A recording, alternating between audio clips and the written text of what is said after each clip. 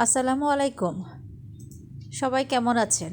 বন্ধুরা, আবার হাজির হয়েছি সহজ একটা রেসিপি নিয়ে। সেটা হলো লোভনীয় রসুনের আচার। এই আচারটা অনেক হেলদি এবং সহজেই করা যায়, এর উপকারী দিকটাও আছে। চলুন তাহলে এর জন্য কী করতে হবে। আমি এখানে অনেকগুলা রসুন ছুলে নিয়েছি। রসুনগুলা আমি ফ্রিজে রেখেছিলাম, ফ্রোজেন অবস্থায় ছিল। আর এই পাশে নিয়ে নিলাম আমি সরিষার তেল। তো পরিমাণ মতো সরিষার তেল দিয়ে দিব। এখানে তেলটা বেশিই লাগবে, কারণ আচারটা অবশ্যই ডুবো তেলে থাকতে হবে। রসুনের আচারটা খেতে অনেক মজা। এটা আমরা মাংসের সাথে, পরোটার সাথে, ভাতের সাথেও খেতে পারি। আর এর উপকারী দিক অনেক।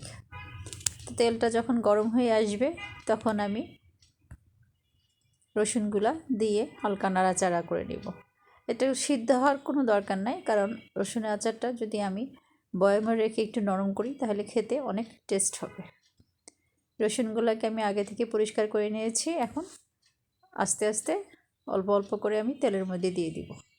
একটু সাবধানে দিতে হবে যাতে তেলের ছিটা না আসে। আপনারা আপনাদের ইচ্ছা অনুযায়ী পরিমাণ মতো রসুন নিয়ে নেবেন। একটু আচার মানে টক ঝাল, একটু টক লাগার জন্য এখানে আমি কিছু আমের স্লাইস দিয়ে দিয়েছি। এখানে আপনারা চাইলে তেঁতুলের গোলানো দিতে পারে, আবার কেউ চাইলে জলপাইও দিতে পারেন, এটা আপনাদের ইচ্ছার উপর। আমি এখানে আম দিয়েছিলাম।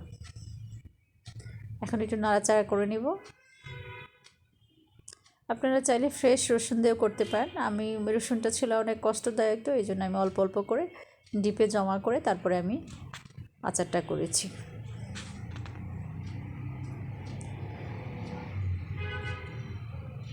এরপরে আমি একে একে মশলাগুলো দেব।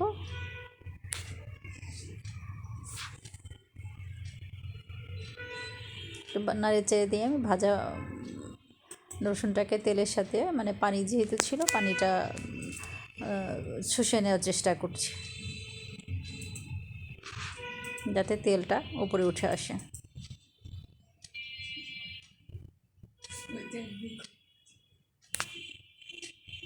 কিছুক্ষণ আমাদেরকে নাড়াচাড়া করতে হবে।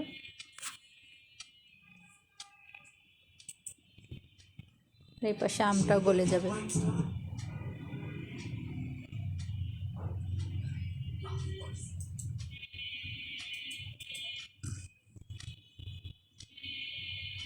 এই যে এখন আমার তেলটা চলে আসছে। এর মধ্যে আমরা একে একে মশলা দিয়ে দিব। হলুদ গুঁড়া, মরিচ গুঁড়া, ধনিয়ার গুঁড়া দিয়ে দিলাম, সামান্য পরিমাণ জিরার গুঁড়া। অল্প অল্প করে দিব, বেশি মশলা দেওয়া না। আপনারা চাইলে দিতে পারেন। এগুলো আসলে রান্না নিজের উপর, যে যেরকম মশলা বা স্পাইসি খেতে চায় সে সেই অনুযায়ী দিবে।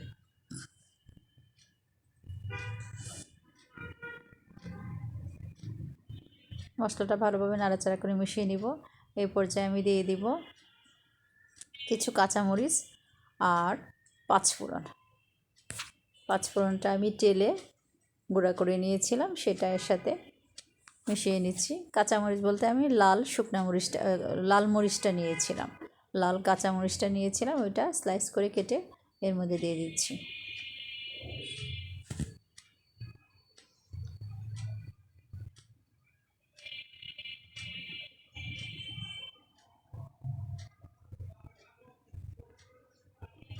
নাড়াচাড়া করে নেব। আমগুলো যখন সিদ্ধ হয়ে আসবে, আমটাকে আমি চামচের ডগা দিয়ে আস্তে আস্তে নেড়ে নেড়ে ভেঙে নেব, তাইলে টকটা চারিদিকে ছড়ায় যাবে।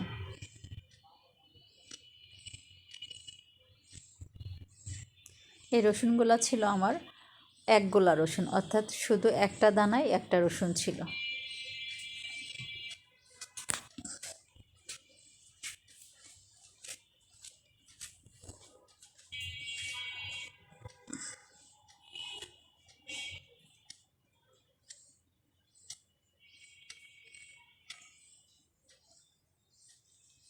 কিছুক্ষণ পর পর আমি ভালো করে নাড়াচাড়া করে নেব। আর তেলটা অবশ্যই উপরে উঠতে হবে, তেলের পরিমাণটা একটু বেশি থাকবে। এখন আমি দিয়ে দিলাম পরিমাণ মতো লবণ বা স্বাদ মতো লবণ।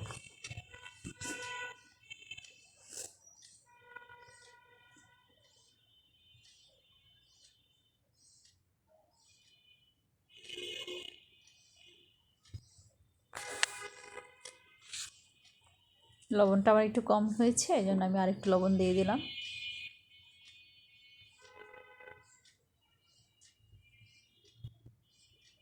আবার একটু নেড়ে চেড়ে করে নিচ্ছি, কারণ পানি থাকা যাবে না।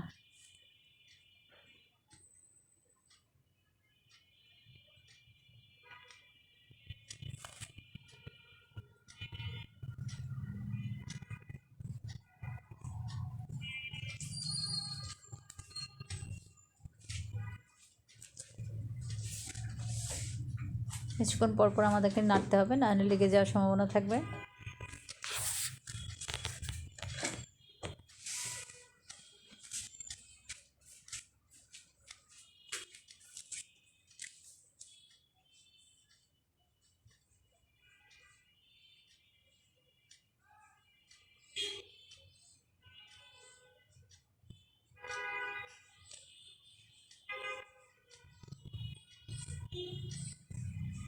ভালোভাবে নেড়ে চেড়ে নিয়ে হালকা একটু সিদ্ধ করে নেব। এরপর যে আমি দিয়ে দিলাম সিরকা। সিরকাটা দিলে আচারটা অনেক দিন পর্যন্ত থাকে, বাইরে রেখে আমরা খেতে পারবো।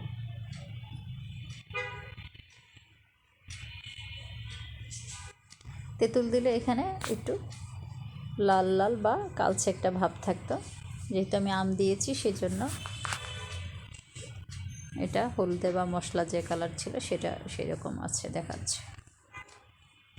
ভালোভাবে আমি সিরকাটাকে প্রতিটা রসুনের ইয়াতে গোড়ায় গোড়ায় মিশিয়ে নিব।